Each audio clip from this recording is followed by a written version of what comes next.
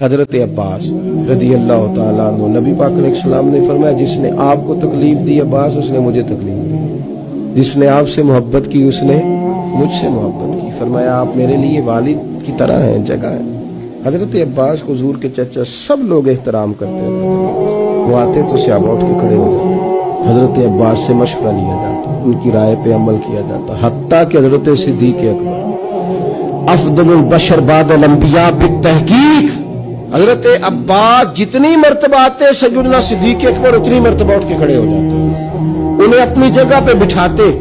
سیدنا عثمان غنی رضی اللہ تعالیٰ عنہ، سیدنا فاروق اعظم رضی اللہ تعالیٰ عنہ کا طریقہ یہ تھا کہ سواری پہ جا رہے ہیں، گھوڑے پہ جا رہے ہیں، اونٹ پہ جا رہے ہیں، سامنے سے حضرت عباس آ گئے، اور میاں عزت والا ہی کسی کو عزت دیتا ہے، قدر والا ہی کسی کی قدر پہچانتا ہے۔ یہ دونوں سواری پہ جا رہے ہیں، سامنے سے حضرت عباس آ گئے، دونوں سواری سے اتر جاتے، اتر کے کھڑے ہو جاتے۔ سیدنا عباس رضی اللہ تعالیٰ عنہ گزرتے تو پھر دوبارہ سواریوں پہ بیٹھتے۔ ادب سیکھ لو ان لوگوں سے، احترام سیکھ لو ان لوگوں سے، نسبتوں کا قدر سیکھ لو ان لوگوں سے، اور سنگیوں محسنوں کے عزیزوں کا احترام سیکھ لو۔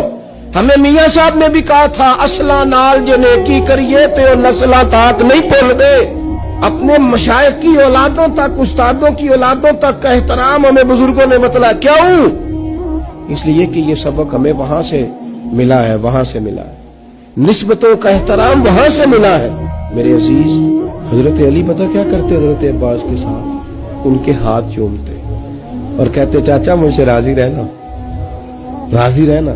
تو حضرت عباس کو بڑا پیار تھا، وہ ماتھا چوم لیتے مولا علی شیر اللہ۔ صحیح بخاری میں حدیث ہے۔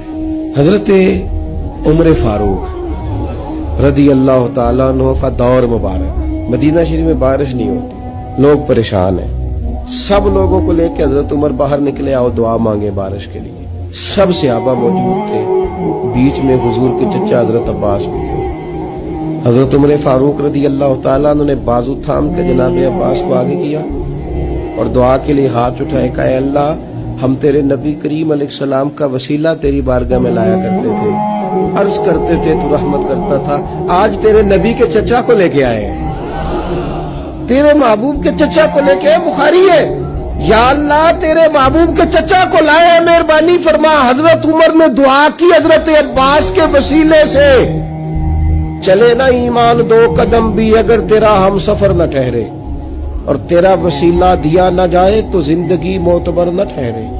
لبوں پہ ایاک نستعین ہے پر اس حقیقت پہ بھی یقین ہے، اگر تیرے واسطے سے مانگوں کوئی دعا بے اثر نہ ٹھہرے۔ اور ایک جگہ پہ درویش نے کہا تھا ویسیوں میں بیٹھ جا، بلالیوں میں بیٹھ جا، صفیں تو سب بچھی ہیں، عشق والیوں میں بیٹھ جا۔ درود پڑھ، نماز پڑھ، عبادتوں کے راز پڑھ، درود پڑھ، نماز پڑھ، عبادتوں کے راز پڑھ، جنیدیوں میں بیٹھ جا، غزالیوں میں بیٹھ جا۔ اب شارحین حدیث اس حدیث کے تحت لکھتے ہیں، کہتے ہیں پھر حضرت عباس نے بھی دعا فرمائی، اور بارش اتنی ہوئی کہ پھر گلیوں میں چلا نہیں جاتا تھا۔ وسیلہ کس کو بنایا؟ حضرت عباس کو۔ یہاں بہت سارے لوگ پریشان ہو جاتے ہیں وسیلے کے نام پر، اور میں نے کہا میاں آپ کو کیوں اتنی پریشانی ہے، جب قرآن میں اللہ کہتا ہے یا ایھا الذین آمنوا اتقوا اللہ وابتغوا الیہ الوسیلہ، اے ایمان والو اللہ سے ڈرو اور اس کے راستے میں وسیلہ